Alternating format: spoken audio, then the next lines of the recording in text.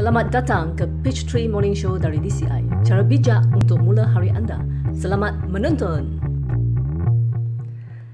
Hai, selamat datang ke Peachtree Morning Show. Cara yang bagus untuk mulakan hari anda. Saya Jenny Sander, mengalu-alukan Wang Tian dari Sydney, Australia, dan tentunya Geshe Michael Roach dari tempat terpencil yang bernama Peachtree di Arizona.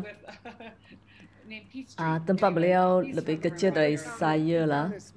Ya, lebih kecil tapi anda lebih dekat dari bandar dan lebih ramai orang.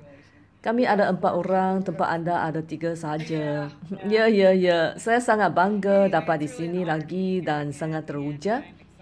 Hari ini, hari Rabu, 8 hari bulan Julai. Kami rakamkan ni dari seluruh dunia. Ni hebat sekali kerana kita sampai ke setiap pelosok dunia. Jadi biar saya memperkenalkan Wang Tian dari Australia, Sydney, seorang yang cendekiawan ya. Dah hadir 9 sesi kursus SCIM. Saya sangat gembira bersama beliau hari ini kerana beliau sentiasa mengajar saya. Beliau belajar pantas tak ajar saya. Itu benih anda lah. Ya, saya disekelilingi oleh guru-guru dan bersyukur kepada mereka semua. Dan Geshe Michael Roach penggarang dan mengkata, disebabkan beliau, kami faham bagaimana kita cipta dunia ni ya. Dengan tu, kami belajar tanam benih seperti mana ditunjukkan di Peachtree ni, yang belajar benih jenis apa yang ditanam. Jadi Wang Tian, bolehkah anda tayangkan soalan istimewa hari ini ya? Saya nak tahu soalan hari ini. Baik. Soalan untuk hari ini ialah dari Pen. Hai, saya Pen. Terima kasih pada Peachtree Morning Show yang menyelamatkan nyawa ya. Soalan ringkas saya, apakah mantra untuk benih 4 langkah ni? Misalnya setiap hari saya mengulanginya, setiap hari saya menjadi semakin baik dari semua bahagian hidup. Adakah ia berkaitan dengan benih-benih dan 4 langkah ni ya? Terima kasih.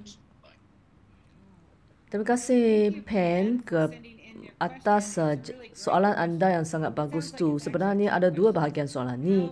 Bagaimana zikir berkesan? Bagaimana ia berhubung dengan benih dan pelan 4 langkah tu? Jadi saya nak tanya Wang Tian, apakah pendapat anda jika sentiasa berulangkan frasa-frasa? Adakah ia baik untuk kita ya? Terima kasih Janice. Secara umumnya, mengulangi kata-kata positif membantu kita. Sebuah kisah masyhur di negara China mengenai seorang general beri semangat kepada pasukan tenteranya yang kehausan di tengah padang pasir dengan memberitahu pasukan tenteranya ada pokok asam di hadapan sana. General ni gunakan cara bijak beri semangat untuk teruskan perjalanan dengan suruh pasukannya berulang sehingga dapat air. Mengulangi kata-kata positif ni dapat kesan yang positif. Ya, iaitu mengulangkan kata-kata positif dapat kesan-kesan yang positif. Jadi saya rasa ketika kita ulangkan kata-kata positif berkali-kali, langkah pertama dalam 4 langkah tu ialah niat untuk tanam benih di minda, dan minda kita akan dengar niat tu diulang-ulangi. Malah niat itu juga merupakan bahagian yang kuat dalam menanam benih itu. Saya rasa itu beri faedah. Apakah pendapat anda, Geshe? Maka betul tak? Ya, menurut perbincangan dalam buku kuno, anda mungkin pernah dengar, tapi saya akan ulang untuk Pen. Menurut mereka, kena ada 2 faktor dalam minda kita jika kita nak dapat kesan. Yang pertama, mesti ada 2 faktor. Jika 2 faktor itu ada, maka dia akan beri kesan yang amat kuat. Jadi pertama, orang yang cipta frasa tu mestilah seseorang yang penting. Misalnya guru-guru, ibu atau bapa atau seseorang yang mengajar anda di sekolah, mereka mestilah seorang yang baik dan jadi kita percaya kata-kata itu akan menjadi lebih berkuasa.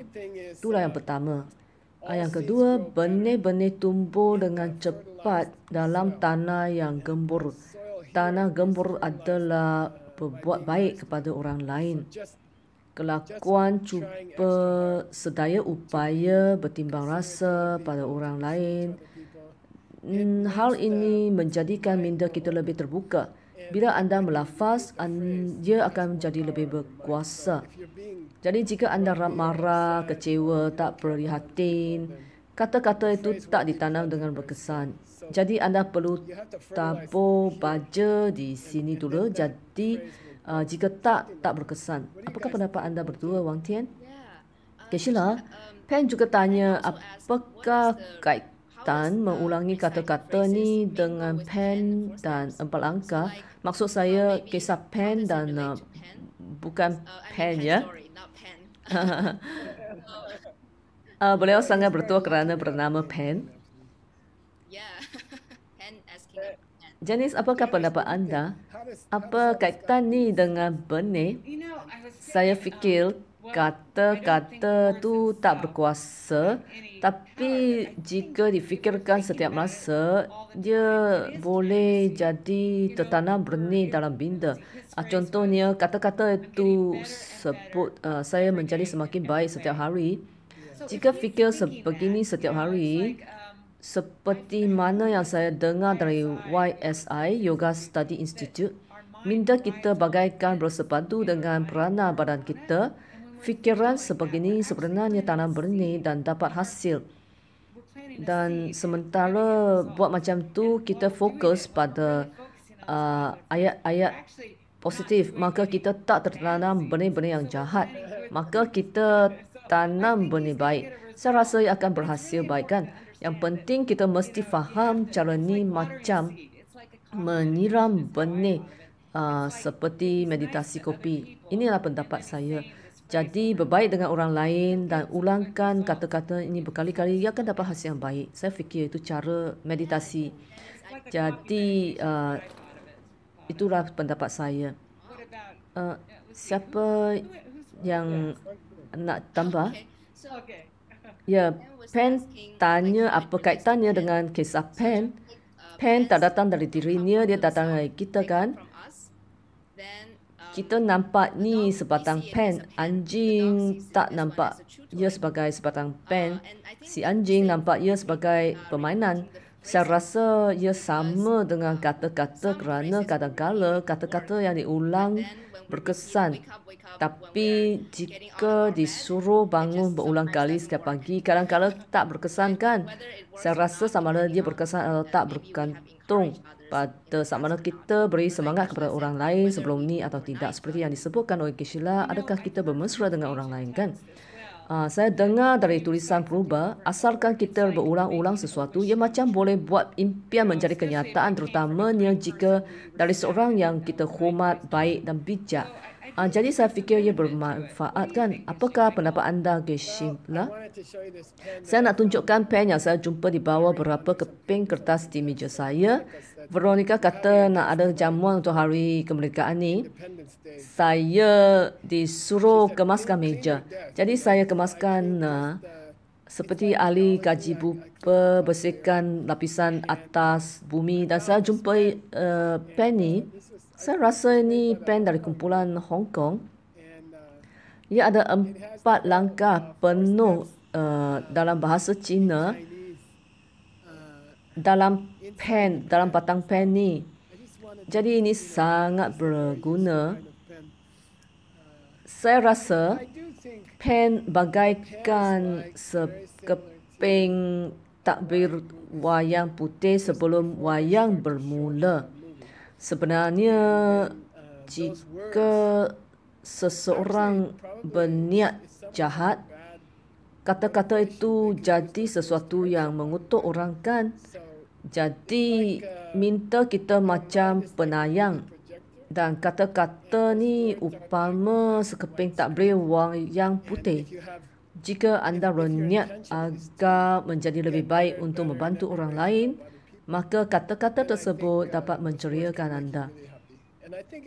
Agak hebat kerana anda tanam benih dengan mendengar diri anda cakap. Pen menurut buku Purba, apabila anda sebut frasa tu, anda patut lafaz dengan nada yang cukup kuat supaya mereka di sekeliling anda hampir tak boleh dengarnya kerana ini juga bantu orang lain. Dengan ini ia juga lebih berkuasa. Wow. Saya amat suka inya kedengaran macam kita dah hubungkan soalan anda. Anda boleh hubungkan dengan 4 langkah dan kisah pen. Kalian ada apa-apa cadangan kata-kata yang pen boleh guna pada masa depan? Sama ada guna frasa yang sama atau frasa positif baru yang beliau hasilkan? Apakah pendapat anda, Wang Tian? Okey, apabila beliau ulang frasa tersebut, cadangan pertama kami ialah kekalkan niat yang baik bukan hanya untuk diri sendiri tapi untuk bantu lebih ramai orang, atau seperti yang dikatakan oleh Geshe-la, lafaz dengan cukup kuat supaya setiap orang dalam bilik bermanfaat. Saya suka tu. Cadangan saya adalah ikut sama cadangan Wang Tian. Tetapkan niat anda untuk mahu bantu orang lain dan untuk perhatikan kata-kata anda kerana anda mungkin cakap manis tapi dengan niat yang tak baik. Jadi, kalau anda mula perhatikan kata-kata anda dan anda rancangkan frasa yang anda akan tuturkan untuk bantu orang lain, anda akan dapat hasil lebih berkuasa. Jadi, Geshe Michael, apakah pendapat anda? Saya ada idea khas untuk pen. Ia dipanggil frasa kesyukuran. Cara ni anda berterima kasih pada orang lain secara berulangan tapi hanya lakukan sendiri. Contohnya, ibu amat perhatian terhadap anda. Kalau ibu anda hampir mati dan berikan nyawa pada anda dan jaga anda banyak tahun kan, ada tradisi di zaman purba untuk lafazkan frasa seperti terima kasih ibu, ibu terima kasih ibu, ibu terima kasih dan lafazkan 100 kali sehari. Ia dikatakan dapat beri kesan yang berkuasa pada minda anda. Ia dipanggil frasa kesyukuran. Pada zaman purba, anda digalakkan untuk cipta frasa sendiri. Kebanyakannya adalah kata-kata kesyukuran untuk seseorang yang banyak bantu hidup kita. Saya sukanya kedengarannya seperti pembuka hati. Ianya hebat kalau kita boleh aplikasikannya pada siapa sahaja di luar sana yang mungkin juga jadi ibu kita kan. Ya. Terima kasih Pen, itu soalannya amat baik, bantu ramai orang. Setiap orang boleh mula lafazkan kata-kata seperti yang dicadangkan oleh Geshe Michael. Kami faham perkataan yang dilafazkan bukan dari arah ni, ia datang dari kita. Cara ni kita boleh hubungkan dengan 4 langkah. Terima kasih sekali lagi dan kami ada soalan untuk esok Wang Tian. Tolong mainkan ya. Ya, saya akan mainkannya. Saya teruja untuk dengar soalan ni. Ya, soalan untuk esok.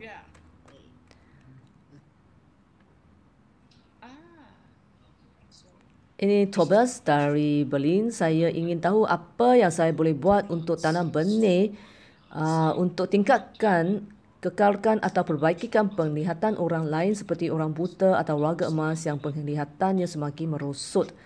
Apa boleh saya buat? Terima kasih. Wow, itu soalan yang susah. Soalan yang sangat susah. Bagus, terima kasih Tobias. Saya akan saksikan rancangan ni esok. Sesiapa yang akan jawab soalan tu esok perlu buat persiapan. Tobias ialah seorang saintis di negara Jerman di sebuah observatory. Beliau kerja di sana semasa Presiden negara Jerman Angela Merkel pergi ke sana dan mereka berbincang tentang buku The Diamond Cutter. Wow, hebat sekali. Ya, ianya hebat. Bagus. Saya nak ucapkan terima kasih kepada Wang Tian untuk hari ini dan Geshe Michael untuk Peach Tree program ni dan jemput kami sebagai tetamu. Saya juga ingin berterima kasih kepada semua anda kerana menghantar soalan anda. Kami ingin dengar dari anda ya. Anda bantu kami apabila anda hantar soalan anda. Saya harap anda akan saksi rancangan ini esok. Wang Tian dan saya juga dijemput sebagai tetamu pada hari Jumaat ni. Kami harap anda akan bersama kami lagi. Terima kasih semua. Terima kasih. Jumpa lagi pada hari Jumaat ya.